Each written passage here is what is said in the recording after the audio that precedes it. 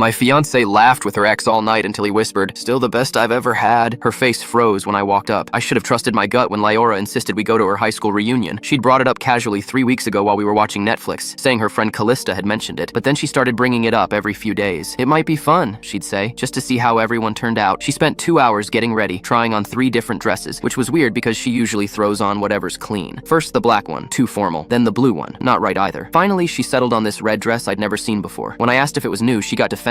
"I've had this forever. You just don't pay attention." The drive there was strange too. She kept checking her makeup in the visor mirror and asking if I thought she looked okay. Liora never asks stuff like that. She's always been confident, sometimes to a fault. But that night she seemed nervous, almost jittery. The moment we walked into that hotel ballroom, she spotted him, Cassian, her ex from senior year, the one she barely remembered according to her whenever his name came up over the years. But the way her eyes immediately found him across that crowded room told a different story. "Oh wow, is that Cassian?" she said, like she was surprised. But I noticed she'd already started walking in his direction before she even finished the sentence. I grabbed us drinks while she went to say a quick hello. That quick hello turned into an hour of them huddled in the corner, laughing like teenagers. I tried mingling with other people, making small talk with classmates I'd never met, but I kept glancing over at them. She was touching his arm, leaning in close, completely forgetting I existed. At one point, some guy named Brant tried to include me in a conversation about his real estate business, but I was barely listening. I was watching my fiancé act like a completely different person. Cassian looked good, I had to admit. Still had that athlete build, perfectly styled hair, expensive watch. The kind of guy who probably still got carded at bars not because he looked young, but because he looked like someone who mattered. Liora kept playing with her hair,